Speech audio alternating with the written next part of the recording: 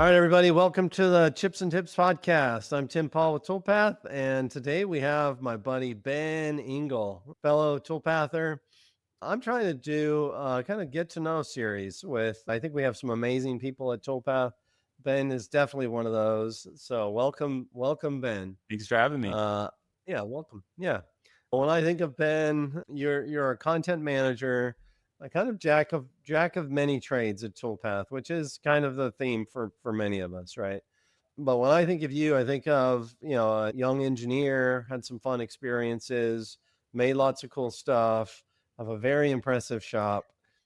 But when I kind of first followed Toolpath, you were um I'm messing it up. What was your Oh title when man. when I started Yeah. following? So I was technical operations manager, which was I forget what my like actual term was gonna be. And I was like, Justin, can I have like a really cool term? He was like, what about Yeah. technical operations manager? I was like, that's it. That's it right there. Love it. Yeah, Love just it. a little bit of background on that. And we can dive in more. But yeah, Mhm. I started at Toolpath with the understanding of kind of managing the shop. And I'd never managed a shop before other than, kind of pilling around in my shop. And it was definitely an eye-opening experience to focus on not just like making parts. We were taking on Xometry jobs and parts with the help of Toolpath, kind of using the shop as an R&D tool. And I got to focus on some really fun stuff like the processes of a shop. So I guess I That's kind of cool. lived up to the technical operations manager aspect of things, but Well, yeah, yeah, it was yeah. good. Yeah. So from there, right around the time I Mhm. started, I think Al and I were starting real similar time. You guys were doing a bunch of Xometry stuff, which I think was kind of perfect for the time, right? Like take in real jobs, bang on the software, kind of steer the development of the future of Toolpath. And I think one of the things that Al and I were thinking was we got this great personality of a person, and we probably shouldn't be doing Xometry work, right? We shouldn't be kind of nailed in by these sometimes often, silly deadlines. And then we couldn't share pretty much any of that stuff. So Al and I were Al's our CEO for anybody that doesn't know that you should know, but we were at Autodesk, building Fusion, and a big part of kind of what we were kind of sharing so much of what we were doing. So we transitioned your role Yeah, you did. from basically machinist to a content Yeah. manager. And one thing at Toolpath is we're moving fast and changing quickly, right? So I remember having that conversation with you and everybody on my team for a long time. It's like you better get comfortable being agile. So you've handled that amazingly well. But let's talk about here's I'll kind of give you an overview of how I want to do this. So let's talk a little bit about how that transition has been for you. We'll keep it kind of short because we're going to get a little deeper, later because I want to do almost like a chronological history of who has Mhm. been. But how has that transition been for you? So it's been a year and a few months, right? Year and a handful of months. Yeah, yeah, it was like right after Al started. Yeah, And I've got a really yeah, fun story. I tell everybody I was at yeah. Toolpath before it was cool. I got to introduce Toolpath a month after I started. I really didn't know much about the software at all. And I was told that I was going to fly to Las Vegas for AU, introduce Toolpath, do a demo in front of, I think it was like 6 or 7 executives at Yeah. Autodesk. And one of those was Al. And I remember after like the 45-minute demo, he grabbed my computer out of my hands. I'm like, what's going on? Mhm. And he's like, oh, this doesn't suck. And, he's told the story too, but it was so cool to be on the other Yeah, side. That was actually, yeah, that was 2 years ago, November something. yeah. And I'm sure you were probably there too, Tim. I But should have been. I would have been in that meeting, but I'm a dum dum and I broke my oh, ankles that's right. Yeah. shortly shortly before Man. that. Yeah. So now, Celebrate real quick. Celebrate anybody that follows me. Today is literally the first day in 6.5 months that I haven't been with a neck collar after yeah. breaking my neck. Yeah. But so I got to share that with you. Thanks, No, man. well, we weren't Um, recording, but we hopped on the call, and seeing you without the neck brace was just amazing. I was like, "Let's go."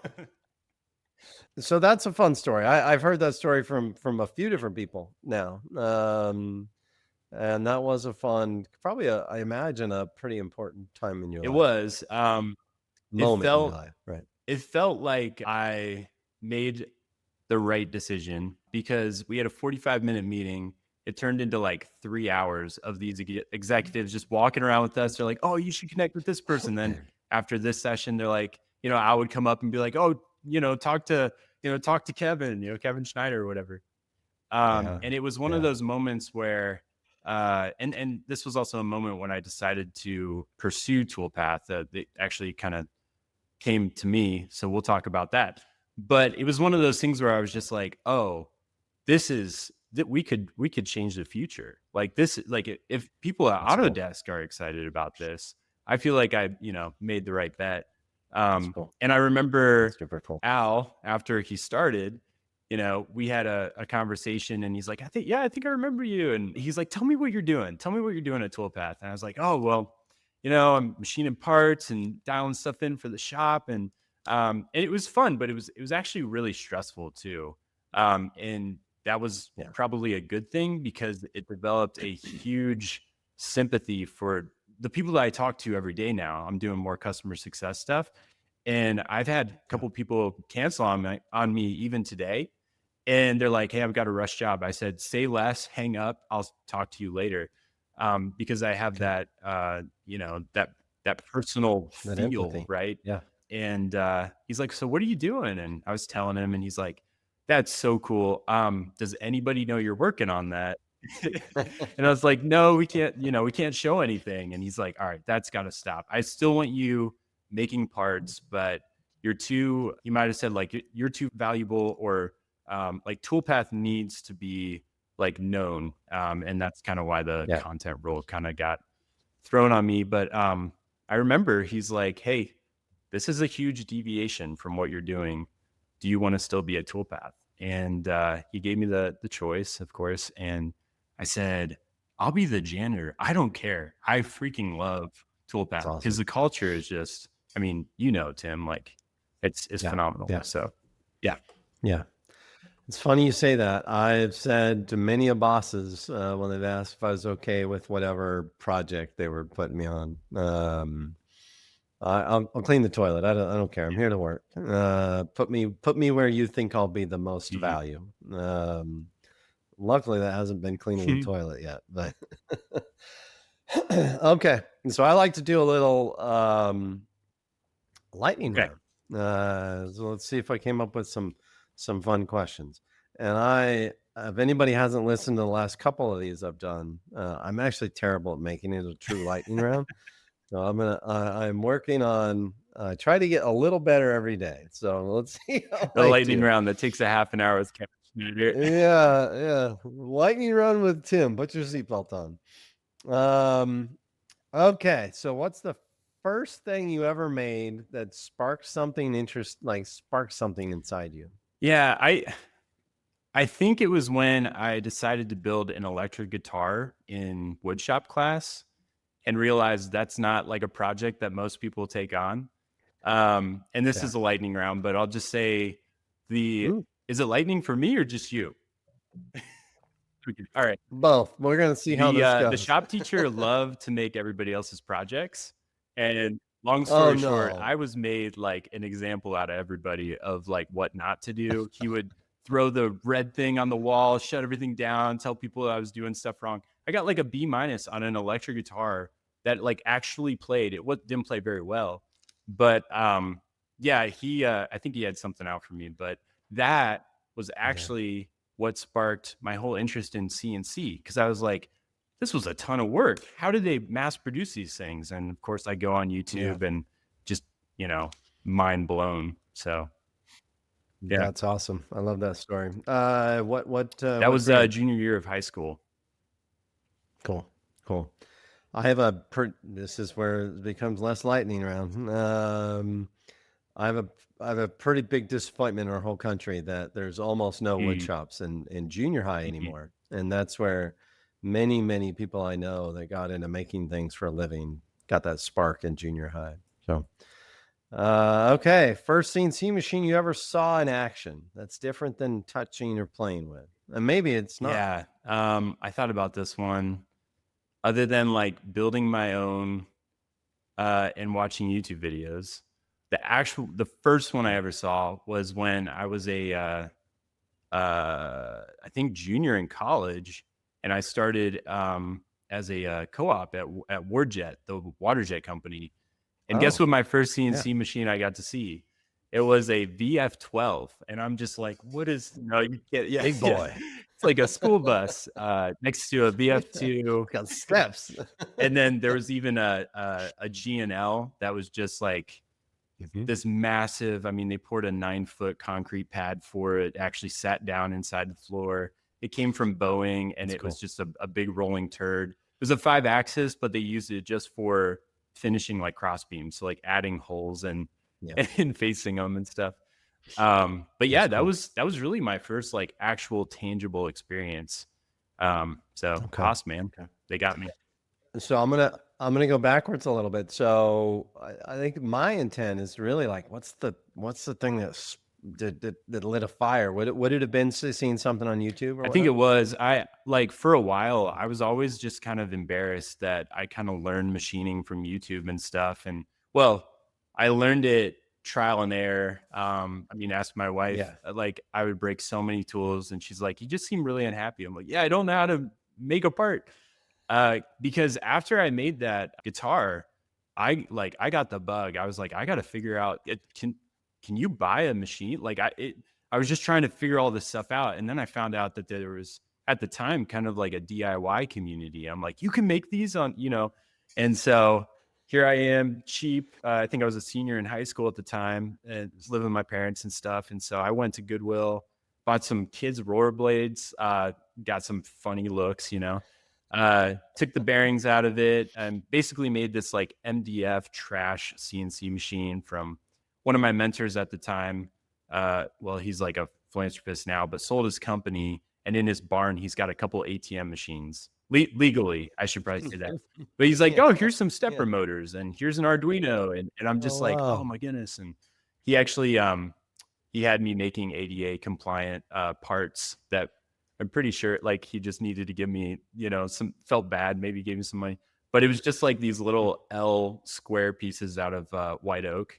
And it was just like a Cool. step gauge or something to determine like the height of something. And um, That's yeah, cool. I think I got the bug by that. And then I built way too many CNC machines after that, just trying to pursue perfection. And that's kind of what we've Hmm. got going on over here. So yeah. Yeah, that's awesome. We're definitely bringing that up later.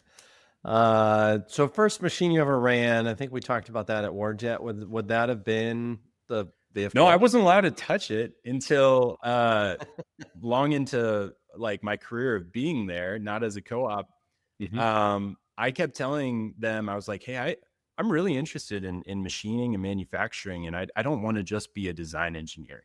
I like that, but I also want to go do something with my hands and see stuff I want to make chips. And they're like, Hmm. no, you fit in this box.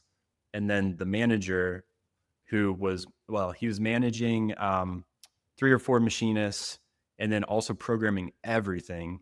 Uh, pretty stressed out dude. Just got up and quit after like 15 Unbelievable. years. And they're like, "Oh Ben, hey, you go do this." And they threw me into like Mastercam training and all this stuff. And there's a whole story there. But no, first machine I ran was probably my own for a very, very long time. Yeah. Okay, awesome. I'm writing a couple notes. See if I'm good at circling Me too. back to them. Yeah, lightning round. Let's go. Lightning. I told you. I told you. Maybe I'll come up with a better name than lightning.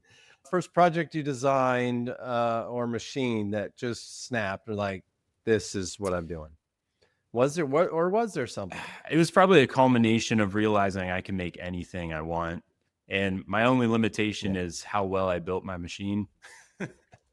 I Yeah. think that's why I got Yeah. the bug to build machines, is because once you have a machine, a computer numerically controlled machine, and you're not just like trying to hand cut everything, well, you can make something better, Yeah. and then from that you can make something better. And um I've always kind of had uh an excitement to create something that maybe doesn't exist, or something that I think would be fun to like own. So I actually have them on I have like the last couple, just like this wallet that like you press a button and it like raises the cards, but it also like holds them if you like try to, flip it down. And I think like just kind of That's cool. designing things and realizing that like it's really just the creativity that's your limit. And your understanding Mhm. of how to machine stuff.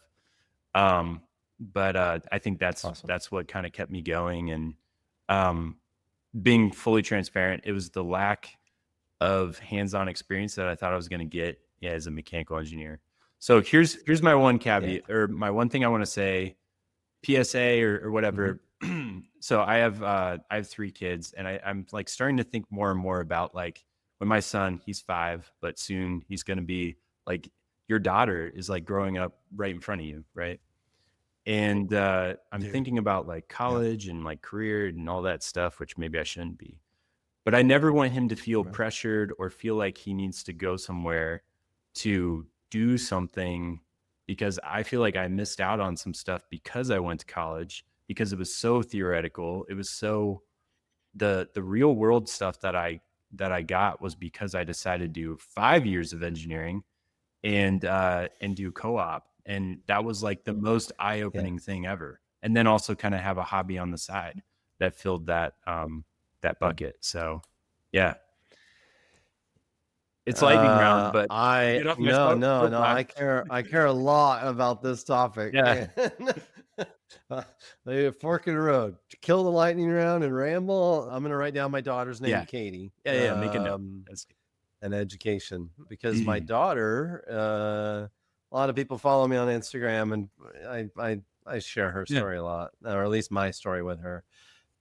She's a couple months away from being 18, Jeez. and she's her senior year, and she's an amazing student that I never ever was. And I'll share some of those Cool. stories in a little bit, probably.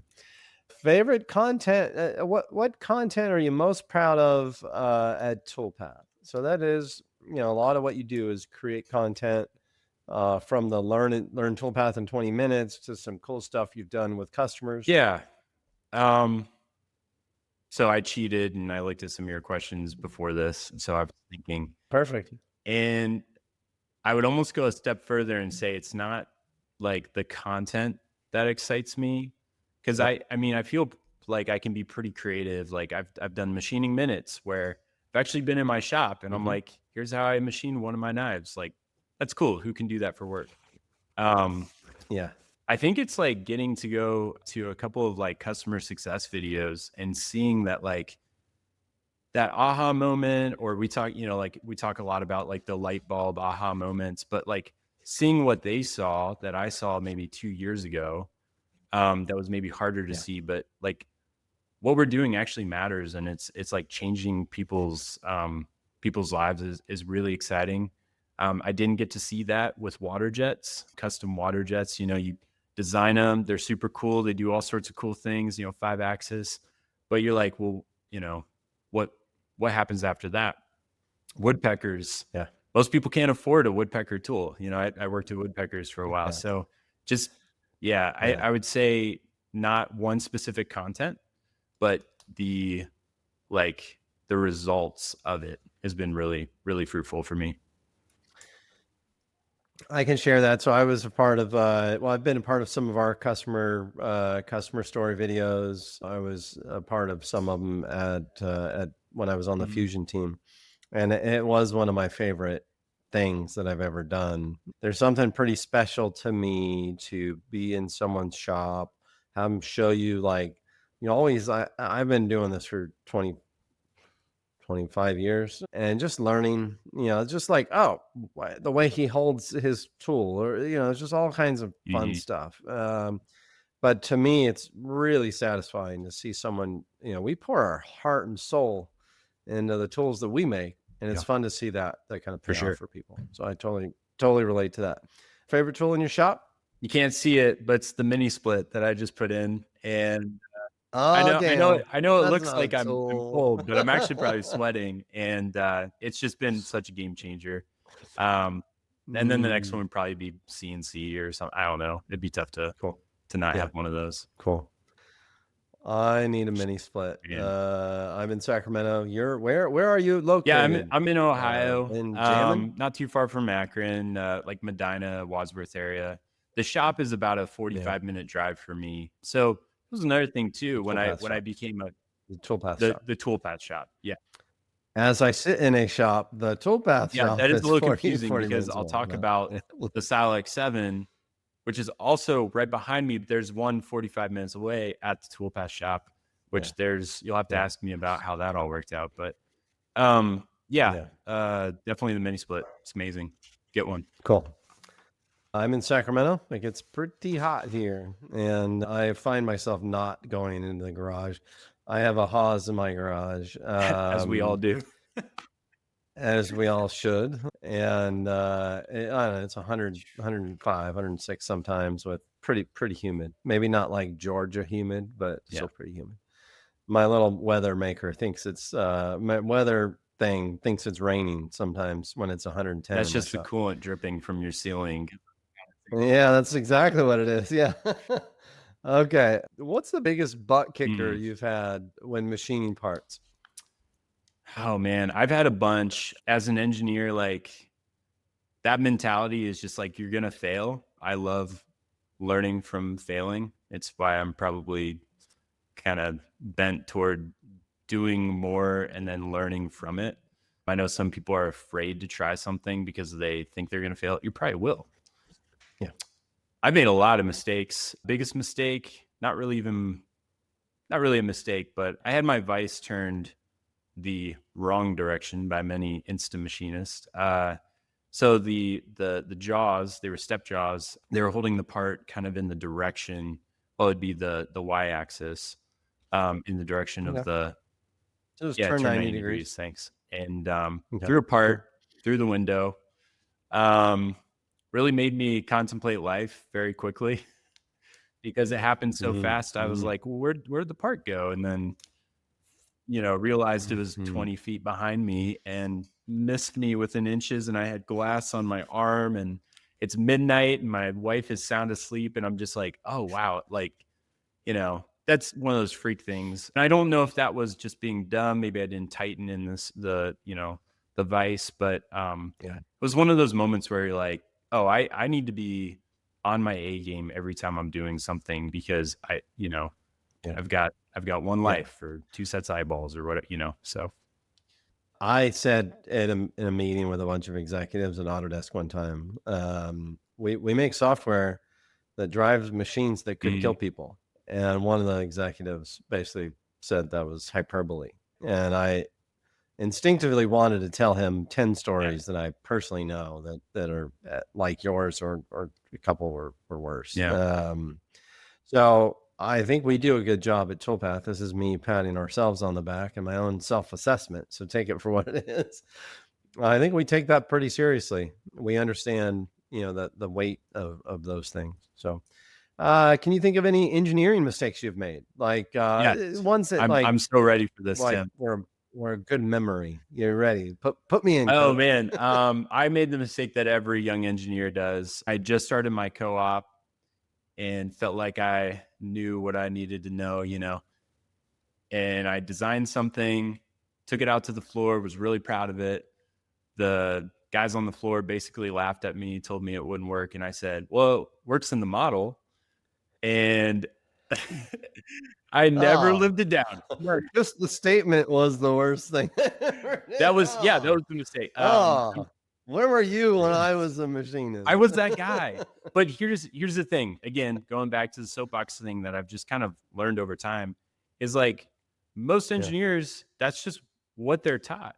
They don't have the sense, the understanding of design for manufacturability. I think every engineer before they graduate has to go make a part that they designed and see what see what happens, right? So um yeah, I've made plenty of every engineering should. and machinist mistakes, but I try not to like think too long and hard about them because they're usually just like learning experiences.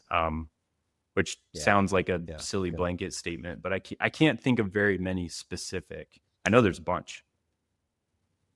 Yeah, I'm not prepared to answer that question, but yeah, they're just countless. Just, I mean, it's my whole life. It's just, painful lesson on top of just a good learning lesson. I like this one. I think about this fairly often. I'm not a regretful person. I'm a pretty reflectful person, but every once in a while, I think if I was going to go back and talk to 20-year-old Mhm. Timmy, which you're only what, 20, 21, Yeah, something like no, that. not quite, not quite. 12, 13. No. So if you were going to go back to 20-year-old Ben or 15-year-old Ben, whatever, what piece of advice would you give yourself? Yeah, I thought about this one a little bit. It's something that I'm trying to do more is just like listen, like really listen to what people have to say. It's so easy, especially in Yeah. machining. We all have our ways that we love to do stuff. Even you, Tim, I'd be like, yeah, what is this goober talking about? But I've learned so much from just shutting up. And even if I think I'm right, listening to what the other person has to say, because you will find value in it. It's probably a good Mhm. way to like live life too, not just when it comes to machining. It really is. Yeah. It's something that Yeah. I I think have become a lot more familiar, or it's become a lot more apparent since becoming a dad. Because you like think more about stuff, it's not just me now. So Yeah. yeah, I think just listening and understanding, even if it's not something that you agree with. Yeah. Yeah. I But love it. I love it. That last part, understanding, is I think one of the more important things. We can talk about the value, where you should put your WCS or type of yeah. work holding you should use or whatever. And I often tell young machinists, like, when you get to a shop, so many of us, like, it's younger guys, not younger you, but show up to a shop and want to show everybody how awesome we are. And it's like, just learn why they do Mhm. things first. At least you know why, and you can decide what to do with that later. Mhm. So, what? Okay, a little more fun. One tool, software, piece of gear. Can't use Toolpath. Can't use Toolpath because that seems too You fake. can't. I can prophesize Toolpath all we want, but one tool, one piece of software that you just would really be bummed if it Hmm. disappeared. I'd be bummed. It sounds like a plug, but honestly, like I use my utility Yeah. knife a lot. Yeah. I'm not a knife guy. I make knives, but I built Yeah. a utility knife because I wanted to use one and I wasn't really happy with It's what a they really were. cool one. And man, I Yeah. just use it all the time. And I've got a bunch, so you can't really take them Yeah. away from me. But Yeah. Yeah. hypothetically, I would like, Not that it's a plug, not that it's a plug, Ben. I now have one as well, yeah, and yeah.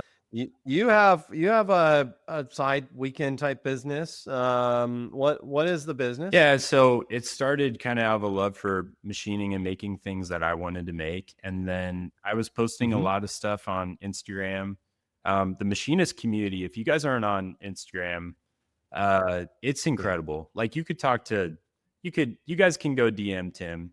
He might not respond right away, but he will. Like people in the Instagram community for Yeah. some reason will give you the shirt off their Yeah. back. And I found that with so many other people. And so I try to do the same. But I was building Yeah. machines, documenting the whole thing. Other people were doing the same thing. And then you kind of just start to find stuff that you like to make. And a knife, especially a folding knife, is one of those like, that's I can make that. That's easy, right? It's just a few Yeah. screws, a little Uh-huh. pivot, but when you kind of like break it down, there's a lot of machining lessons and manufacturability things that you kind of learn along the way that maybe you wouldn't have with just maybe some billet parts. And because you've got to figure out tolerances, you got to figure out how things kind of work together. And it's a fun thing because you can carry it around, you can use it all the time. It's a fun conversation starter. um, Yeah. so with all that Yeah. said, I kind of started Black Fox Machining. Don't even know where it came from, but it was really just a Oh, means to kind of help fund this expensive hobby. And boy, Yeah. has it fluctuated. I mentioned at the beginning, I have 3 kids. In fact, we'll Yeah. probably need to wrap up in about an hour because I need to go be with them and my wife needs to go somewhere. Yeah. But Yeah. yeah, just it's it's like a fun thing to do and have an outlet, but I've learned that it doesn't need to happen all the time, and I think that's what makes it fun too, right? If I have something, "Oh, I got something in my head, I can go get it out. I can figure out how to go do that." Yeah. But it's not a job, right? And I think that's what keeps it fun. So I'm very blessed. We moved to a new house about a year ago, and if anybody follows me, this was a nasty pole barn that I've been working super hard on kind of making a little bit more like a shop. And my coolant won't freeze Yeah. now, right? During the winter, because that was an issue. I built Yeah. a hot box around it and shoved the heater in The there phone box. Yeah. all winter long. And I'm like, this cannot happen again. So um yeah, That's so that's awesome. that's a little plug, but yeah, I have fun with it, and That's it great. keeps me always learning. Well, I'm actually fairly disappointed. One of the things I had kind of written on my side notes was I wanted to know more about the name Black Fox, and you said you didn't even know where it came Ah, from. man, it's one of yeah, it's Uh, like I wanted, like, a cool name that people would remember, yeah, and then everybody started yeah. asking me, "Well, what does it mean?" And I was like, "I don't know. I thought it'd be fun I to should have made something up first. I thought it'd been fun to, like, draw a fox," and it's kinda morphed over the years, but, Yeah, I don't know, cool. they're kinda sly, they're cool creatures, I don't know. I Can't like tell it. you. I like it. Okay. Let's get into your life Okay. story a little bit, Ben. So first of all, time check. We're good. It's We got 12:30 here. You want to wrap up around yeah. 1:30? Yeah, that'd be great. It's always interesting to see how people look at your life before, so I think of your life. Well, honestly, if I'm just thinking of Ben, we talked about this a little bit before, but whenever I do one of these, I kind of reflect. Like when I think of, I did Kevin Schneider and Justin's recently, and what I wrote down, thinking about you, and then I'm just going to leave that there, and then we'll get into your life stories. I wrote, one of the things I appreciate the most about you, and kind of think of who you are. I think you're very adaptable. We've changed our team members around to focus on different things a Mhm. lot in the last. I don't know. I've been here a year and not a year and a half, but a little under a year and a half. You have been one of the most adaptable people, on the team. I think of Ben as like having a very gentle, happy attitude. Whether it's real or fake, you do a good job making it real or fake. You're clearly super smart. Your family, I think of you as a real strong family person. You have a beautiful family. You're clearly devoted to them. I think of you as a person of faith. Maybe some of that stuff will come up as we're talking about your life and your Cool. career. So this is a show mostly about machining. So let's start with your childhood. So let's say, like, where did you grow up? We don't need to, get too detailed. Where did you grow up? But how did like making things, like, somewhere in your life, it's the way I look at the world.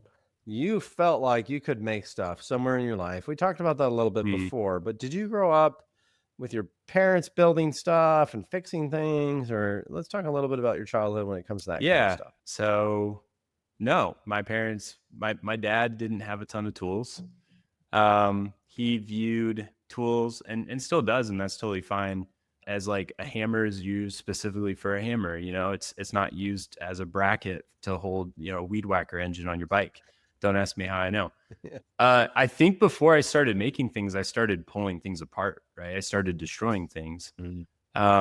And I think that's like a really common thread with like a lot of engineers and even machinists, because Yeah. we're really curious about things, right?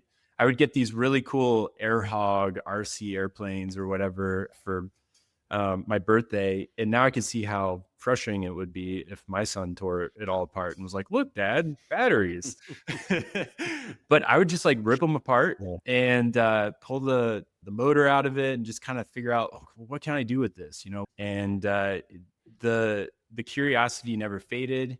The destruction got bigger. I remember my Well, I was homeschooled up until like 4th grade, and so were all the other people on the Okay. cul-de-sac. My parents live out on in the country, like 3 acres, but there's a cul-de-sac, and so everybody is just we were, like, done by lunchtime, and my mom literally would be like, "I don't wanna see you until, like, dinner." Just And, I'm feral like, kids. "We got it, cool."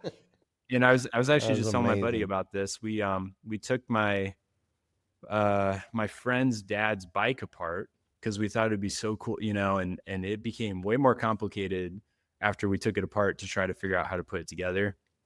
Because I think we were trying to put a weed whacker engine on it. But Mm, yeah, just like making hovercrafts and paintball guns and rockets and like just I don't know. I'm looking back at it and I'm like, I had a pretty sweet childhood. But that's no, awesome. yeah, my dad and mom never were like they never like made things, and Yeah. I think probably some of that rubbed off on me from my grandpa. I didn't know him too long. I think he Okay. passed away when I was about 10, but we built like a go-kart Yeah. together, and I was just like, this is the cool, like we're building like something that goes. I still have that Yeah. go-kart today. I need to get it fixed up for chance, but That's great. yeah, That's just always great. pulling things apart and learning. Never stop. Okay. So what things that kind of come out to me with that is you were always tinkering, breaking, fixing, maybe more breaking Yeah, than for sure. fixing. Would you say your parents, whether you saw it like I grew up, my dad and uncles were just inventing and making stuff around the farm basically. But would you say your parents were like didn't punish you for pulling things apart much or scold you Um, for they would kind of let your creativity, they would to a curiosity? certain degree. Like if I'm taking Okay. the our only leaf blower and turning it into a hovercraft and then not putting it back and Yeah. it's like covered in tape Yeah. and goop and all this stuff. There was some Yeah. some some talks. Awesome.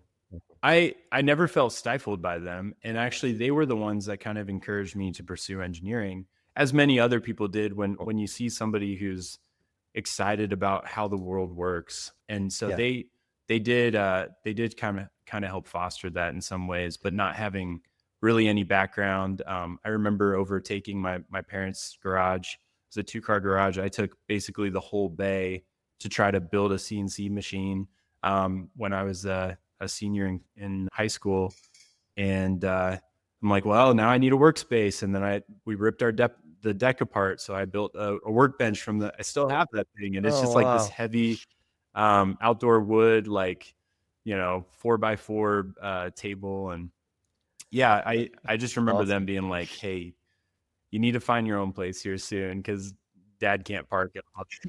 It's becoming an Yeah, issue. yeah. So I love my daughter, but the day she thinks she's doing anything serious in the yeah, garage, yeah, it's gonna be a yeah. problem.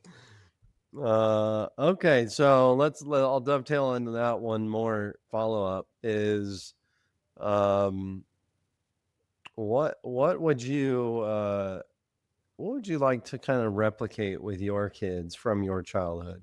There's Yeah. some people are like, I never want to do this. Like, I try not to think about life in a negative lens. Like, what would you like to replicate or make sure they kind of experience something similar? Yeah, I think like we all screw up our kids, even when we're trying not to screw them up. So uh, Yeah. I I think I want all my kids, and I've even seen it with my oldest. He'll come out here. I built a slide, which that's not me trying to Yeah. get bonus points. That's because I always thought it'd be cool to have a slide. Um, It's me trying to yeah. murder my children. Well, actually, yeah. Yeah. So I almost did murder my children because I was like, "Oh, I'll just make it the same angle as the That's the stairs. That's pretty stairs. easy to go up and down." Oh my goodness! Actually, Bree, I have a video of it. My wife went down and she just about like, yeah, Hit yeah. terminal velocity.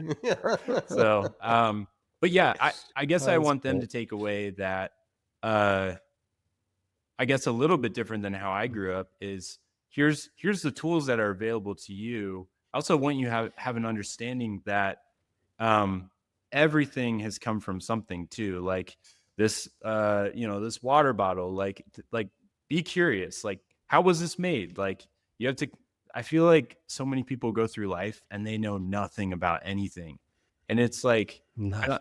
I don't Yeah. know if it's wrong, but it feels like it's like, well, you just bought that on Amazon and there's a bunch of, you know, uh, features on it that like are, need to be deburred. And it's just like, that's probably just like Yeah. a engineer, machinist thing. But Yeah.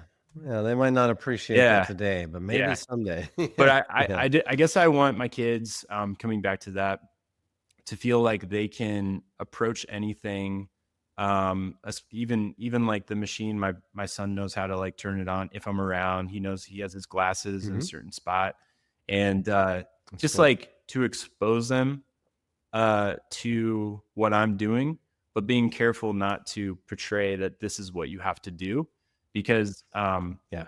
you and I both know that like when you're doing a job that you're passionate about, it doesn't, I mean, sometimes it feels like work, but I would Yeah. never want to be like, "Hey, this is what you should do," kind of scenario. So I don't know. Yeah. I'm still thinking about it, but uh, yeah, that's a good question. Okay. Okay.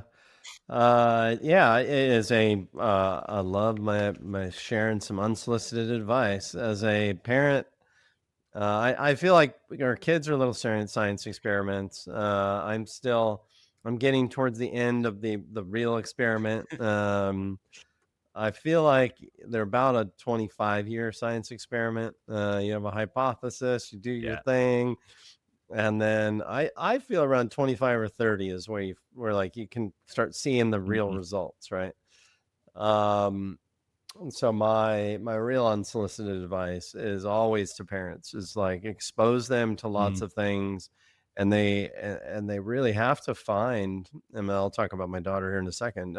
They I believe to be awesome, which should be all of our goals, to be awesome at life and what we do, you really have to find the thing that fuels Mhm. you, right? I mean, Al, our CEO, um, he's found this book, The Six Working Geniuses. I struggle to kind of follow like real closely a lot of those types of books, but the real takeaway for me was that we all have things that energize us, right? Like when I make things, I'm just fueled and energized. There's different things that energize me. There's those what this book would call working geniuses, right? Something that you do and it energizes you. Working competency, I think, was the middle one where, yeah, I'm good at it. Maybe I'm competent at it. Doesn't really kill me or feed me.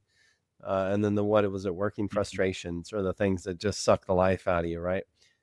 A lot of people think those are the things that you're not good at. Well, unfortunately, sometimes you're actually really good at the working frustrations.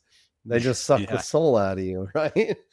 And so that's what I've tried to share with my daughter. You brought up, we're talking about education and all that. Like, you brought up your education. My daughter's a over a 4.0 student, taking AP classes, all advanced dark super nerd calculus stuff, and she doesn't know what she wants to Mhm. do. She doesn't know what she wants to do after high school. And I have some friends that are like sound disappointed that I'm not pushing her to go to some Mm. university. She's going to go to community college and she's going to maybe start a business, try to figure life out before she really commits to a real education path. Love that. So yeah, I'm actually super excited for her. She seems pretty content with it. I've exposed her to lots and lots of things. I've introduced her to people that work as Mm. professionals. She's a numbers dork, so I like to think she's going to do some business finance or something like that. But we'll see. We'll see.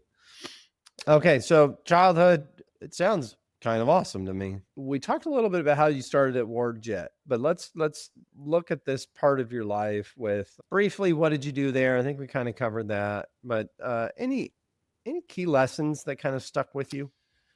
There are. I do want to get out real quick before WordJet. There was I was working at Mhm. a church. It was actually yeah, I Oh, figured we awesome. should back it up just a hair more. Mhm. because maybe this plays into Let's the do that. adaptability Yes. thing. Wanna Mhm. I'll blow your mind real quick. My dad Not was that hard to blow my yeah, mind. here we Yeah. go. So my dad Yeah. was a director of development at a community college, like the sister Okay. college of University of Akron, which is a bigger campus, and so he got tuition remission and stuff. And I went to Oh, the cool. community college. It was great. I did not go as an engineer. I was like terrified. I was like, nope, I'm going into what did I go into? Business. And man, I Yeah. forgot that I had some online classes until about midterms. And microeconomics, I get like an email saying like there's midterms. I'm like, oh, I got to get out of this. This is going to get on my GPA record. I think it might have been the day or something. I was able to not have it be on my permanent record, but yeah. So originally, actually, I was a worship leader intern at our church, and Oh, the church was like probably about 2,000 in the congregation. So about 150, sometimes maybe closer to 200 would be like the high school and the youth. So I got to wow. it was fun, man. I got to lead this team of high schoolers. You know, they were stuck in sports, so you never know who you're going to get during practices and stuff. But that was kind of the fun of it. And I Yeah. learned that, yeah, it was a really big time in my life where I was learning to kind of lead people that were in completely different areas of life, like high school. It's really hard to lead high schoolers. Yeah. And I got to make Yeah. music. I was making not a ton of money, but I got to make a little bit of money with that while I was doing my college classes. And it just became that I found that actually I do want to do engineering. I got stuck kind of, I did a semester where I was doing business, and then I'm like, I'm going to do engineering. And they're like, yeah, sure you are. And you're like, you're going to be playing catch up for the next 7 years of your life. And Yeah. they weren't Yeah. wrong. They weren't wrong. I took summer Yeah. classes and stuff, but I really found uh, I think it's just the creativity. Anytime I can have a little bit of creativity, which it's funny because most engineers are kind of like, give me a book. I don't want to look at you, let me Yeah. look at your feet kind of thing.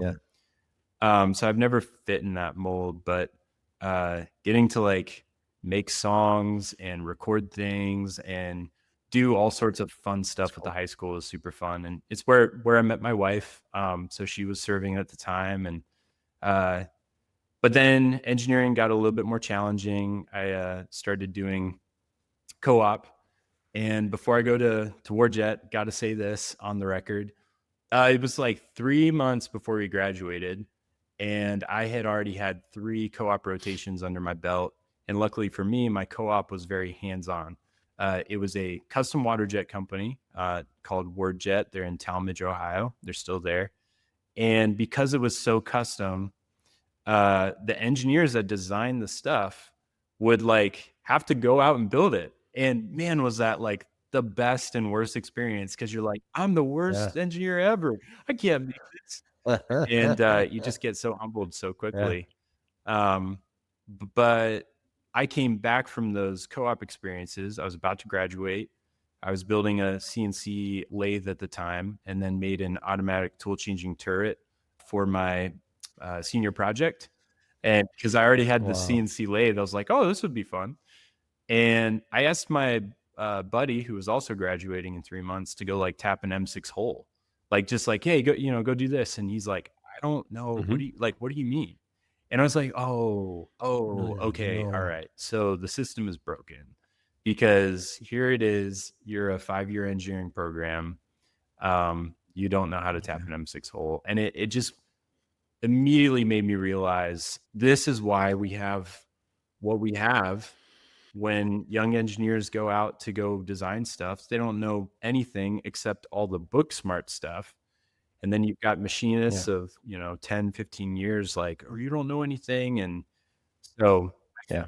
yeah, Yeah. There's a there's tension definitely a there tension. that, So, that sucks, to yeah. be honest. But Yeah. man, it was a S fruitful time. I learned so much. All the other engineers that I worked with were building CNC machines at the time. So we were all just building, we were seeing who could make the best like machine. And then our That's boss awesome. or head of engineering got wind of that. And he's like, well, let's use this to our advantage. We'll give you guys all $5,000 each. And you guys design a 2 foot by 4 foot water jet that can fit through a door and do all this stuff, run a ball No bar. It's way. got to cut the part. And you get to keep all the money that you have left over. And then you get to keep the machine. And I was like, I've built a machine for $800. Did you say 5,000? And I was at the time I was in school. I was doing summer classes, and I was like, I got to get on this. Can I know I'm an intern. Can I be a part of this? And they're like, yeah, if you can fit in with school. And so there would be super late nights, and then I would, take a Yeah, change of clothes, go to yeah, class, and then go, build a machine and design. I had to design it. that's awesome. So I designed it to be a CNC router, but no table. And then I bought the cheapest horse water trough and put like a inch thick plate of steel in there, covered it up with trash bags just to run the just to run the Just part. buffer it. And yeah, it ended up working. It's actually back there. It's got its own bellows way back there. Oh, oh, you Oh still yeah, it's have it. 500 pound. I mean the crazy. Why have I not seen pictures of this on Oh, Instagram, I Ben? run it occasionally. It's usually like Etsy stuff that Bree finds on Etsy. That is Uh, a yeah, requirement yeah. today is to post pictures of that on Okay. Instagram. That's So, awesome. a very fun time. What are you doing for like an intensifier pump and They all that supplied stuff? that. We did have to design Okay. our Okay. own abrasive dispensing unit, which is harder than you'd think. Wow. So that was, You yeah, know, I kind of hate water jet machines because yeah, I've dealt with them in the production environments, and they're I understand why people love them, but mhm, yeah, I was a part of during the Iraq War when they're up armoring a lot of things. Water jets were selling like hotcakes, and clogged, garnet. You just, they're not maintenance free. I'll say that. Okay, so that's pretty awesome. Any key lessons from the war jet time? uh, yeah. So I think I think what I took away was well, what I didn't explain, I mentioned a little bit at the beginning, was when that guy left in machining, I became a design engineer and like a part-time machinist programmer. And Yeah. this was like a really valuable time for me to kind of learn other people as well. I had only really interacted with people in college and then also at church and stuff. And I had these Hmm. machinists, they've been machinists for 15, 20 years, pretty crusty by the Hmm. book. Hmm. And just a little bit of background kind of blows my mind still. They never knew what size the stock was going to be. They just didn't know. So they ran, Okay. whether it was aluminum or steel, they ran an inch and a quarter Sumitomo, like 4 inch stick out uh, uh, shell mill at like Yeah. 40 inches a minute or something very like low. And then, 60 thou Yeah. depth of cut and just, and I was like looking at that and I'm like, well, I do high speed machining on my machine and it's like, it's just a tiny little thing. It's a homemade, jobber. And I was like, I wonder if we could Yeah. do that. And long story short, we ended up getting a 3/4 inch, like pretty long end mill because we were making a C-axis billet housing for the 5-axis water jet. So it's just this big piece of billet. It was like a 2.5 hour Yeah. cycle time, and that's not a joke. We got it down to 12 minutes, Mm. but before Yeah. that, I was Yeah. told by one of those machinists that you can't run the VF2 that fast at like 200 inches a Yeah. minute, and Just can't. Just can't. and I was like, "Well, The it's got VF2, the SS on it." And not the VF12. You can't run the yeah, VF2 that yeah. fast. But I Yeah. think this was, this Okay. was a time where I had a lot of pushback. I was young. It was kinda young Yeah. versus old. But I was like, "You know what? I've Yeah. known these guys for, like, 4 years, and I built up a lot of rapport." Maybe not with one of them because he actually ended up leaving because, well, I think he had to switch out parts more often than he wanted to. But for the ones Yeah. that I did Yeah. kinda build rapport with, I realized listening, hearing them out, and like leading by example too. Because I think some of them were afraid to run the machine at 200 inches a minute. And I said, "Yeah, I get it. Yeah. It's scary, but let me show you." And that was like a big moment for me professionally and personally, where it's like I didn't just impose what I thought was right at the time. It was more of a, "Hey, what Yeah. do you think? Like maybe we can work on this together," and kind of slowly iterated. And yeah, anyway, it was cool. A lot of really good learning That's a good lessons there. story. Yeah.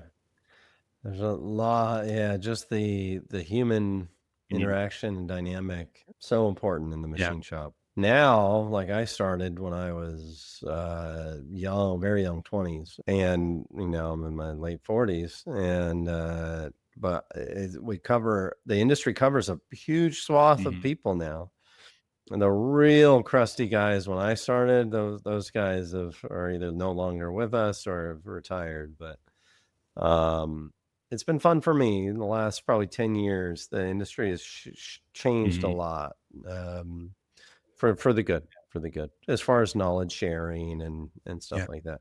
Give me a rough year. Give me a rough year on like that, the 200 inch a minute kind of Oh, time. that was right Uh, before woodpeckers, which would have been 2021, maybe.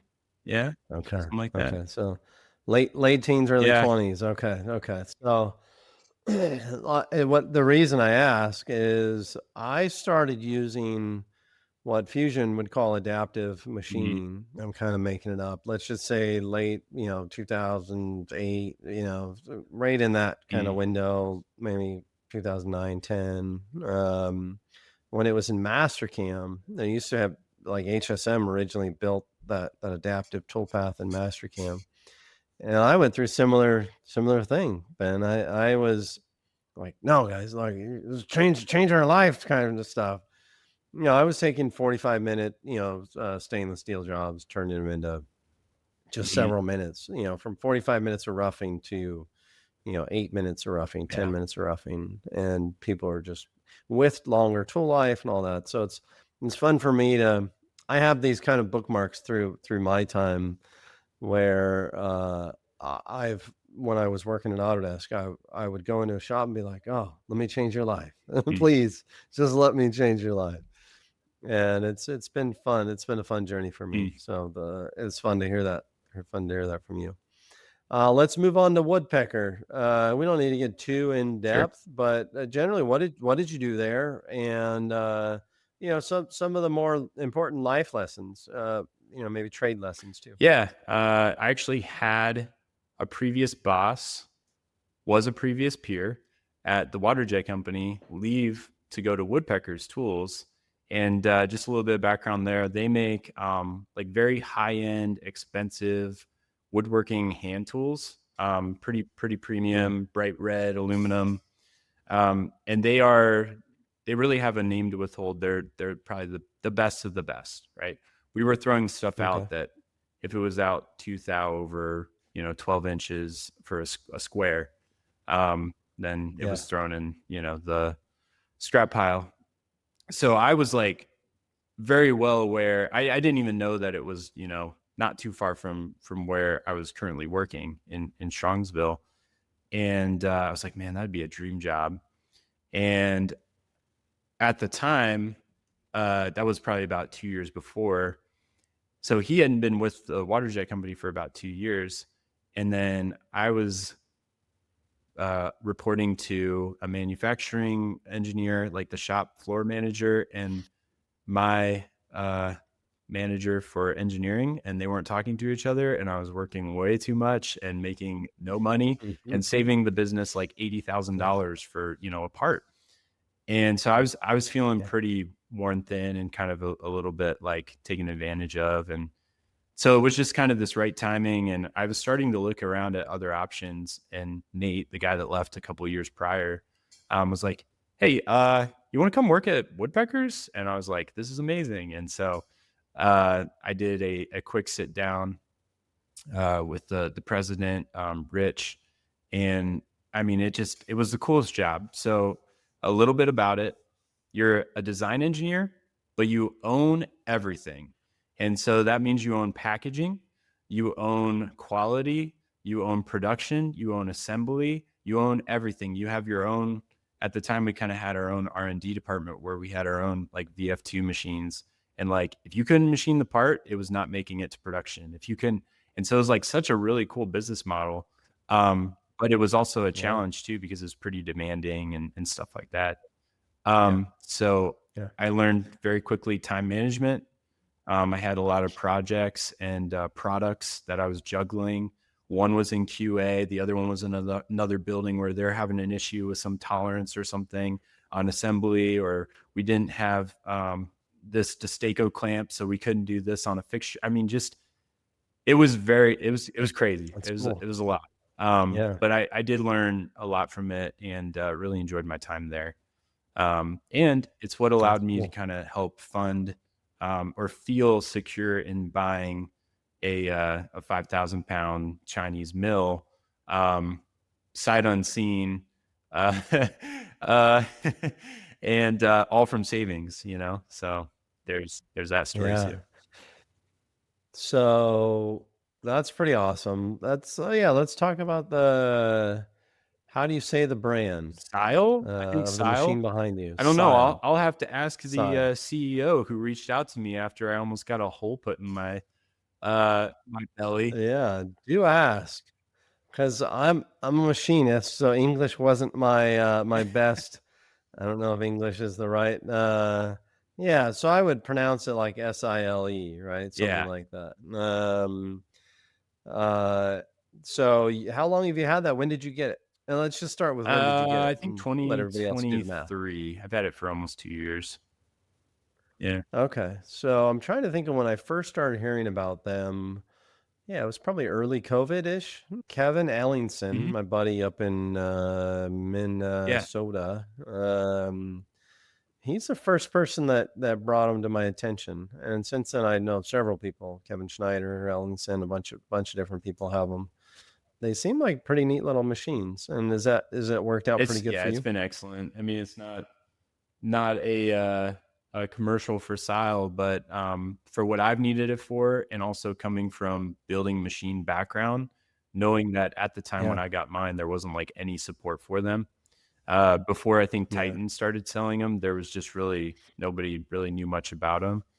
And that's I had cool. been wanting one for several years, saving up, kind of making knives and things on my homemade machines, and being able to kind of yeah Yeah, buy this. But it's been great. Runs off single phase. I uh, cool. I I really appreciate it. That's great. Yeah, I'm stoked for you. I mean, I jokingly say everybody should have a TIG welder and a CNC Mhm. mill in their garage. I'm kind of serious.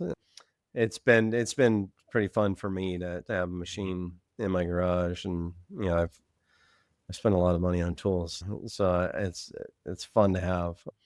All right, so at Woodpecker, important lesson. Give me one good lesson that you feel you've carried through from there. Or This did I? was I don't think I missed yeah, it. like this was right after kind of feeling burnout from the water jet company, kind of doing two jobs at once. Um, Yeah, Woodpeckers was a demanding job, but what I took away from the Wordjet experience was the whole listening thing. So when I came to Woodpeckers, I was a new kid on the block, pretty intimidating. There's like 50 Haas machines. Actually, Adam Morley was there when I was there, and like we crossed paths but didn't know each. It's just crazy. cool. Um, Small world, and huh? like getting to just kind of listen to the machinists that have been there a long time, because I knew I was going to be That's interacting cool. with them even more so, because they're the R&D ones that kind of help push the parts through, and getting to learn more about their history, their story. There's a guy from Romania. We called him Russian George. Don't ask me why, but just really sweet friendships that you kind of build. And that was actually the hardest thing leaving the company was I think because I kind of took it a bit more Yeah, seriously. Like these are like actual people that have actual stories, and we're all yeah, we're all making fun toys for rich people, but it's like we all take like a lot of value in what we do. and a lot of That's pride. cool. So yeah. That's cool. That's great. Now it's time to tell our favorite Yeah. part of your career story. How did you Yeah, how did you find yourself at Toolpath? Yeah, it's a funny story. Every job that I've had, I've never applied for, and the same is true for Toolpath. I mentioned it was supposed to be a foreshadow. I threw a part through the window of the sile. They are not safety rated, or at least they weren't at that time. And I posted it in the Facebook group because at the time that was, the only place you could really talk about it. And the CEO reached out Okay. and said they were going to make it right or whatever. But Justin was lurking in there and I didn't know. And a little bit about Justin, he's definitely upped his social game because at the time, no friends, no picture, no nothing. And so you have this random like Justin Gray contact. Yeah. Random dude in the Yeah, shadows. literally. No picture. Who does that? Psychopath? No, he's got Google, he's got Meta glasses and I know. He's really, really come a long way. Good job, Justin. that's awesome. So Yeah. that yeah, this rando reached out to me, and at first we were just talking about the machine because at that time it was just like not very common to have one, and Okay. he must have known. I'm sorry to stop you. I'm sorry to stop you. Did he have I one by believe then? so because he was on the page, yeah, Okay. and yeah, he Got it. definitely Okay, did keep going. because this all happened pretty soon after, and so we're Okay. messaging, and I guess he must have known that I was in Ohio, but I didn't know that he was, and he said something about Cleveland. I'm like, "Oh, yeah, I'm not too far from there, and that's cool. I don't know anybody in Ohio that has one of these machines." And he's like, "Well, we should go out for lunch sometime." And I'm like, "What?" And I made the mistake of telling him I worked at Woodpeckers, and he's like, "Hey, I'm in Okay. Strongsville. We should like go get lunch right now." And I'm like, So I called my wife. I said, "Hey, gonna go meet up with the stranger," which isn't out of the ordinary for me. I've met um Okay. I did a search on Craigslist for CNC stuff Yeah. when I moved to a new place a couple of years ago, and reached out to this Yeah. guy that was selling CNC stuff, and I said, "Hey, not interested in what you're selling, but it seems like you're into this. You want to like meet up?" And he's become one of my best Oh, machinist friends. That's actually given me a ton of jobs on both machines. Has helped me pay stuff so up, awesome. and then he's given me a key to his shop. I mean, like, guys, just Oh put my yourself gosh. out there. Yeah. 9 times out of 10, you'll be okay. Um, That was very much not my natural nature. A lot of people think I'm a very yeah, I'm a very shy person yeah, by nature, so I overcome that. it was But out of the ordinary. yeah, so that's a good lesson, right? Be There's careful, but yeah, Yeah, be careful, but there's a lot of freaking it is awesome cool. people It out is there. cool. So So you had a we date had a with date, Justin. met him at Chipotle, and you have to Yeah. remember, I had no idea what this was about. I thought he was just saying thanks for saving his life, because he was putting safety glass in his machine, and I'm like, "Okay, cool." Yeah. And then he's telling me about this thing that he's working on, and he says he works at, um, NASA, and I'm like, "Oh, this guy," like, I thought he was just Yeah, giving me like some a garbage, and NASA. then Yeah. I'm still listening, and, he's talking about Toolpath, and I'm like, "Yeah, that sounds what is he saying here? Maybe I should listen."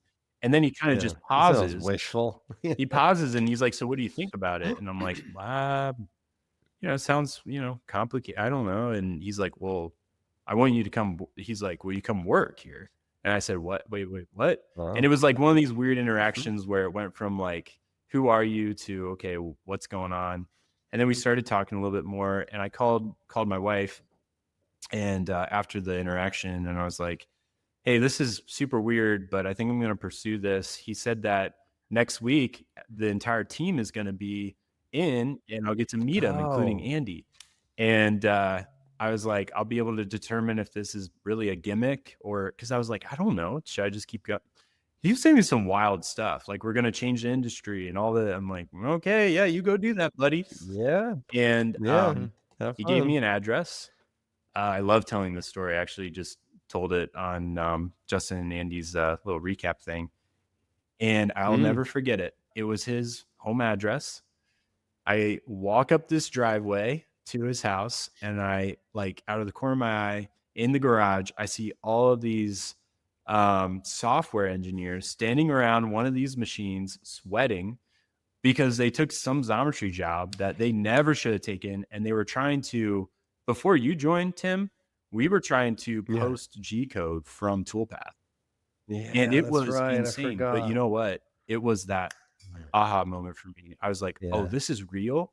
And these guys are invested. They're a little in over their heads. And I think they all knew that. But they're Yeah. showing me this stuff, and it went from, "This is a gimmick, this is like, get out of my hair," to, "How can I be a part of this?" This is the like, it was just like a 180, and then we went out to dinner, I got to know Andy, my wife came, and, like, I think the next day we decided, I'm like, I gotta do this, I gotta join." And So so, cool. just a really cool story, and kind of the rest is history, but it was risky, It's a cool had story. 2 kids at the time, Yeah. Bree was pregnant with our 3rd. No. Yeah. Yeah. Yeah, she was yeah. Yeah, crazy. So, yeah. Man, I appreciate the trying to clean it up, Ben. I appreciate the balls that it takes to do that. I didn't clean it up, That's okay. sorry, but yeah. Yeah, yeah. I mean, I think of there's so many directions to go with that. But that's impressive. It's a fun story. Love telling it. So let me poke at the Toolpath gig for a bit. So, first of all, we have about 20 Doing minutes. I alright. think this is a good timing. Yeah. Yeah, I mean, everybody should follow Ben. What's your Instagram? Let's start there. It's, at Black Fox Machining. I Mhm. have a personal one, but don't use it. Um, Yeah, yeah. you do have to So type it follow well, Ben there. Yeah, there's a go. caveat. You do have to type it all the way out because I make utility knives and they are dangerous and I'm blacklisted. So type it Oh, all the way I out. forgot. I had a heck of a time finding. No, I found you. Yeah. Yeah, yeah. Here's what you do. You go to Toolpath's There you go. Instagram. Yeah. Go to people Toolpath is Yeah. following, and then that's Yep. how I find a lot We'll of we'll people. take it. We'll take it Uh, in, if this is a yeah, short or something. yeah. Let's do that. That's Let's do that. So you were. We talked about it a little bit already. I'm trying not to mhm. rehash too much. So you're making Xometry Yep. parts. I mean, hats off to everybody Yeah. making Xometry parts and similar type of work. That is real work. It's stressful. The margins aren't great. So I think both of us have a lot of empathy Oh, for for those sure. Yeah. people. Not I try to make these not about Toolpath, but that is I believe we are making those people's lives, a lot better. And then week by week, maybe every 2 weeks, because that's how our development sprints work. Hopefully by every 2 weeks, we're making your lives a little bit better. But you were doing that and living the Yeah. hustle. How did you feel? We're going to talk about feelings now. I'm ready. How how did how did you feel when you were having those conversations with Al? We already talked about it, but he was talking about basically your role changing. Yeah. Um, Um, yeah, yeah. yeah, so I think I've learned over the even just the past 10, 11 years, the more you're willing to kind of risk and not even risk, I would say willing to accept change because change is like inevitable, right? The more you're willing to accept it and kind of embrace it, the better off you'll be. And I think it's a good way to live is like, we're all going to go through hard stuff.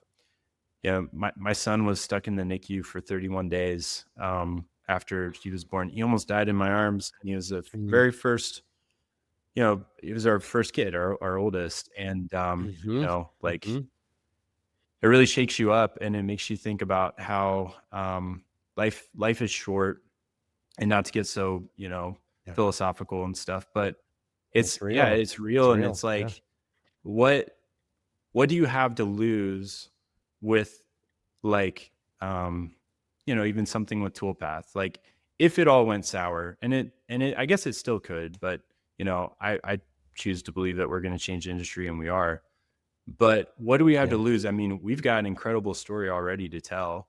I've met literally the coolest people in the world, including you, Tim. Like, I don't know if people know, but Tim used to be my boss for a good while, and that was like super refreshing for me. And so I Yeah. don't know. I think just kind of saying yes, understanding the risk that comes with it. Uh, but yeah, Yeah. I don't know. I didn't really have a whole lot of hesitation when Al was talking to me. I kind of was already Okay. all in at that point. Yeah, and then by the time I came around, so I think I followed Al by a month or so, something like that. And I started as Mhm. your direct Yeah. manager. And I think I can think of a few times where it's like, "Hey Ben, we're pivoting. Hey Ben, we're pivoting. Hey Ben, we're You? pivoting." And I've just always very much appreciated your like, "Okay, we're all a team. Let's do this." So on that theme, like we joke like we're building the plane as we're Mm, taking off, right? Toolpath in the year and whatever that I've been here, it's amazingly, very impressively mm, moved forward. And I've seen I was a part of HSM and Fusion as that took kind of an amazing, yeah. development path. Um, Maybe I'm patting ourselves on the back a little too much because we still have a long way to go. But um, now you're doing content work. A lot of people, if they're signing up for trials, and you're helping them with Mm, adoption. So I very much appreciate your willingness to basically, I always say, clean the toilet if you have to, right? Not that helping people adopt Toolpath is cleaning the toilet, but let's spend a second. Are there any memories that you can think of in your time at Toolpath? So we covered the demoing to the yeah. Autodesk team, Mhm. right? I'm thinking of, in 5 or 10 years, we're helping millions of shops be way more productive. There's several times that I've been at Toolpath and I've thought like, this is a moment, right? We still have tons of work to do, but like, this is a moment that I'm going to Yeah. remember. 10 years from now, I'm going to be like, I remember standing there looking Ben in Yeah. the eye when he's in the back of this sketchy Uber. Yeah. You we'll leave that one out. But not we don't have to edit that out. But I don't want to tell the story because it felt Yeah. irresponsible. But yeah, I think about Mm. several times where I was like, "This is a moment." Do you have any you want to share? Hmm. Just putting you on Defining the spot moments. there. I think Yeah. having everybody, just about everybody, because I think Abdullah was having a baby at the time, but we had our entire team right before you broke your neck, did your little fall there, Yeah. Tim. We Yeah. had everybody at the Yeah. shop, and it felt like up until the point that we were a team, but we're all remote, right?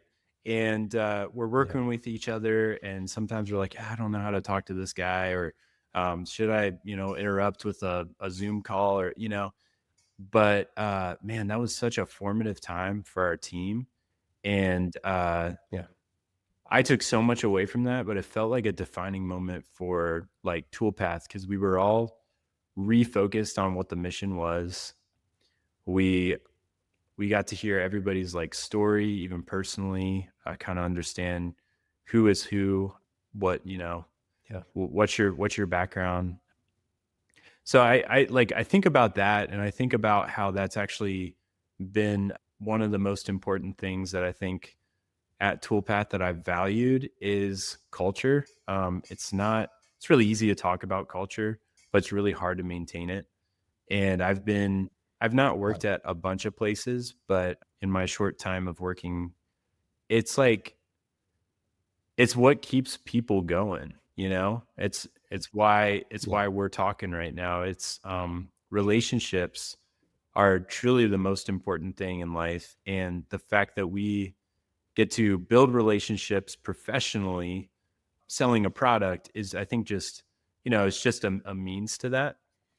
One thing that maybe Tim hasn't said on the call is like I'm actually transitioning now more adaptability toward a Yeah. like customer success role. I'm still doing some content, of course, and we won't lose sight of that. But I've been in several, yeah, like a lot of onboarding calls, and I've gotten to hear stories and just listen, right? Just I'm talking a lot on this Yeah. podcast, but listening Yeah. is our biggest strength.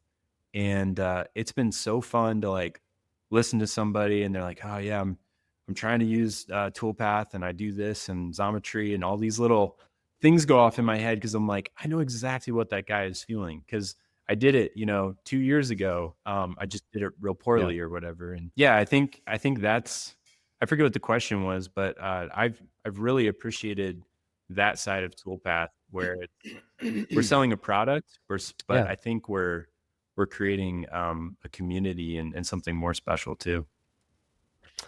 Yeah, that's great to hear. So, the question, and I think you did a good job answering it. The question was, in 10 years from now, what are like some key kind of moments you'll remember? Oh, IMTS, I think our IMTS is a big one IMTS, for amazing. me.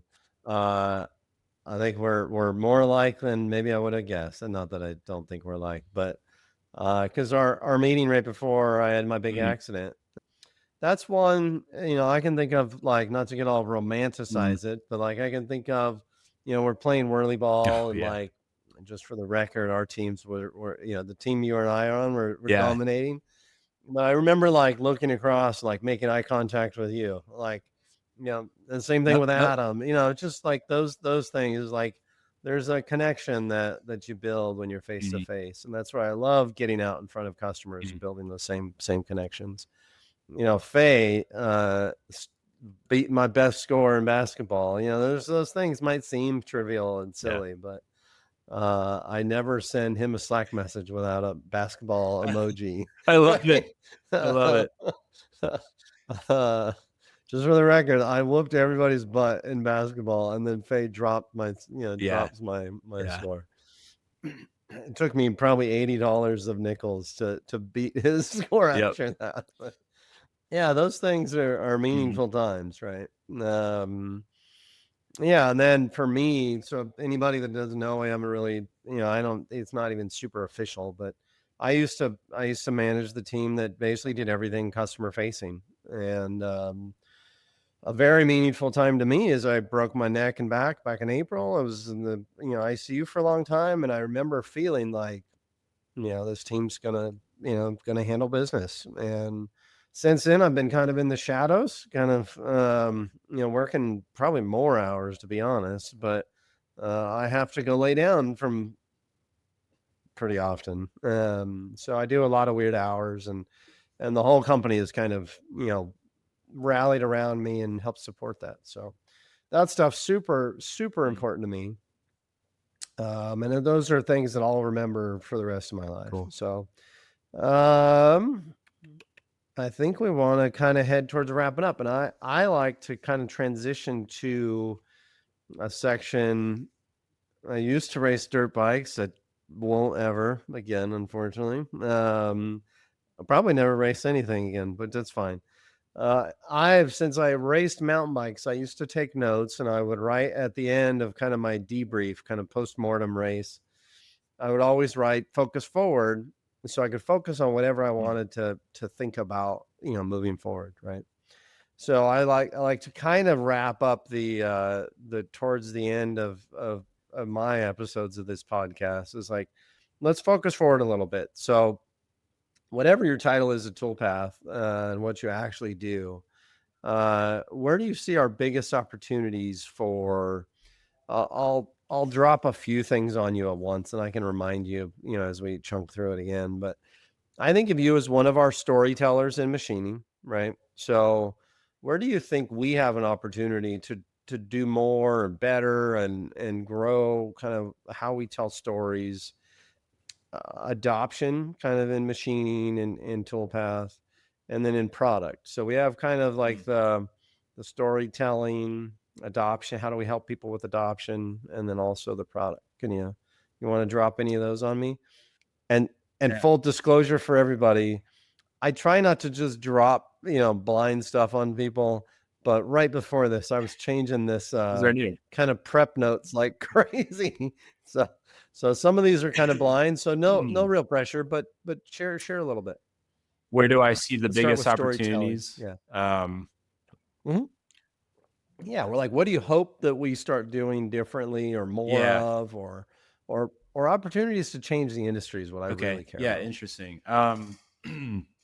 I have enjoyed from the content side of things to kind of like figure out what the heck that meant, right? At first they're like, "Oh, you're the content guy Yeah, now." And I'm like, "Okay, well what's my define my role?" And they're like, you whatever content guy does, right?" And but that's been yeah, really cool because yeah. I've had a lot of I've been able to experiment with a lot of things. Uh but I've also noticed that I've really enjoyed like getting to know again like the community, and the most like fruitful conversations happen through like the DMs on Toolpath, or somebody is trying to figure out how to do something. And yeah, I don't know exactly how to answer the question, but I would Yeah, say, that's fine. yeah, I would say I love being able to tell other people's stories with something that we are doing to help them. Yeah. So That's aligned with yeah, what we're yeah. doing, man. That's great. Um, So more of that is adoption and what I'm hearing. machining. Okay. So that's Yeah, happening right now as we speak. Matt, me, and Paul, we are your guys, right? So we think of Toolpath as you have the software, the product, but you also have the people. And so yeah. when you become a subscriber, or even if you're not, like we're here, like we want to be a part of the community. We want to make sure that you're successful. And Yeah, good. if that's one thing people take away from just Toolpath in a general sense, is like we want to be as genuine as possible and elevate you. And I think we are Yeah. doing that.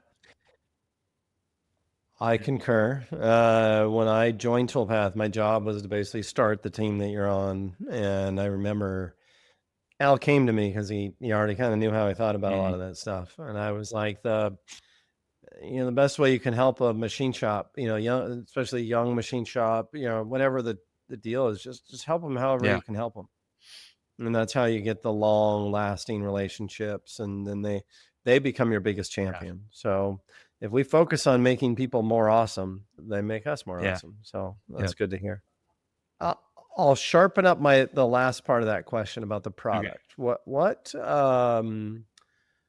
is there something you either know is kind of coming in the fairly new roadmap, something that's not even on our roadmap that you think would specifically be like a huge help for customers that you're looking forward to? Yeah. Hmm. Yeah, I would say I've been on several calls and I know what other people want, but I haven't thought about what I want, which is Mhm. kind of interesting. I think it aligns Yeah. properly Yeah. with what other people want. Three plus two Mhm. machining. It's funny how quick the industry has adopted 5 axis, because I felt like that was such a new thing, like even what Yeah. 10, maybe even less than that years ago. And Yeah. that is just Yeah. like it's not the rage; it's what everybody has moved to. And Yeah. I think we have to be able to Yeah. accommodate a lot of different workflows from that standpoint. I know that we have, development of 5 axis right now happening, and that's super exciting. But getting to see how that's actually going to change people's way that they like work and think about things is super exciting. Like I think we're doing a very good job when it comes to 3 axis. And Mhm. I had some really cool interactions this past week. I won't throw his name out there, but somebody, a non-Toolpath subscriber, started Mhm. just having a Mhm. conversation with me, and they're like, "Oh, well, why don't you do this with the 5 axis or whatever?" What you know? I don't think Mark is Okay, gonna care that we're yeah, throwing his name out. I'll okay, leave we'll it leave at it at Mark. Mark. Yeah, Yeah. and Yeah. he just like went off in his own little world and talked to Chat GPT for several hours or something. He came back to me and he's like, "Oh, here now when you post to you take your Toolpath operations and drop them into Fusion. Now you can tell it that you're either using a fourth or fifth axis, and it just Yeah. you we already know the setup directions, so just populate Yeah. those into the tool orientation and then culminate them." And I'm like, you did that. He's like, here's the script. Have fun with it. And I was like, I'll get you connected with Justin. And Yeah. so seeing like people like that aren't even Toolpath subscribers, which I think he will be tomorrow probably, but it just like Yeah. pick Yeah. up and run with it because we've created a tool and like people are building on top of it. That's so cool. Like, Yeah. yeah, that's what gets me. Yeah. Maybe people don't want to hear me ramble. But what I'm going to share with you, people can Mhm. listen or not, but I've told Al several times, I've probably shared it with other toolpathers. Like, I think about watching Fusion grow while I was part of Fusion, and I've said like Toolpath will hit our stride of growth when like buddies are telling buddies like, dude, you'd be stupid to not Yeah. start using Toolpath. And then when I always have two things, maybe three, but the second one is like when people start doing like super geek stuff and making their own scripts to make Yeah. it better. And this week, so my Instagram machinist NorCal buddy Sean, he started, I think he's subscribed, and Yeah. he's Yeah. Yeah. he's digging into Fusion. I mean, not Fusion, but Toolpath. I think you and Paul and Matt have all been, Yeah. helping him out. He I follow Mark on Instagram because Mark and I are both motorheads and dorks, and he makes some amazing four-stroke, go-kart engines. I used to be in the go-kart industry. It's like all these things start coming together, and then the dude drops, "Hey, it'd be great if you guys could do this." And I'm like, Justin's working on that. He just Yeah. got back from sabbatical. He's working on that. And then he goes super geek on us and drops this script that he wrote. And it was a really cool Yeah. story for me. That was feeling, to be honest, a emotional week for me. I've been dealing with neck stuff and hearing good Mhm. news, and knowing kind of bad news might have been coming. And I heard that, and I was like, dude, life is Yeah. good. So with that, I think I want to leave some time for you to go, be with your family. Let's wrap up with a couple things. So outside of Toolpath and the work you're doing here, which is a ton, is there any fun things you're doing at the house at the projects and stuff like that? Yeah, they're always house projects. I Yeah, took yeah, a sabbatical or a break from house projects this summer because we really just wanted to like focus on the kids. And when we first moved yeah. in, I Good. ripped out the entire kitchen during my 6 week. Yeah, Yeah, I can't do that again. And as we moved yeah. Good. in, our son was just born. He was like 10 days old. So yeah, three Yeah, kids and no kitchen. So I'm not allowed to do that again. I find myself out here after the kids are in bed and Bree's, either in bed or watching a Netflix show or whatever. I'll come out here and this is my yeah, Netflix show. I get to yeah. this is how I wind down. And this yeah, you get it, Tim. We're weird I do. I do. geeks. Yeah. So yeah, I would say this is kind of Awesome. my hobby, passion, and sometimes if I'm learning something at work, I'm like able to like especially when I was doing stuff like with the Xometry jobs and stuff, I started applying kind of like that process and thinking and like, oh, 0 point system, I didn't really know much about it. And then I tried to do it in my machine and I've never looked back. So yeah. Yeah, that's cool. That's cool. Part of my role change now is I basically hide in the shadows, and I've been running my machine. Carol's been helping me run my machine. I should Shout really out say, Carol. uh, a shout out, My freaking Carol, goodness. man. She is ready for me to be healthy again. I still can't load a tool. Did I mean, she burn your that's my brace main yet? thing. I figured that would have been thrown out Uh, or burned. no, no, I still have to use it when I'm Yeah, sleeping yeah, and driving, getting driven yeah. around. But Oh, man. she's still nervous. But so I've been doing a lot of machining in the garage, and my little Haas Rev 2 has more time on it now than it's had in a long Cool. time, and it's been fun for me. It's been really Nice. fun. I've had a couple times in my life like, this is what I should be doing. I was pretty bummed, kind of leaving the team you're on, and now I basically hide in the shadows and write tickets for things that should be better, and it's pretty Yeah, rewarding on the other side of that because I've seen the product get better and yeah, better and better. yeah. So, um, Ben, I don't think we need to talk about much I'm more. good. I appreciate the heck out of you being, being on the team, taking the time away from your family to record this, and let's wrap Cool. it up. Thanks, Tim. I appreciate it. It's been Come fun. on. Yeah. All Yeah. right. Cheers. Cheers.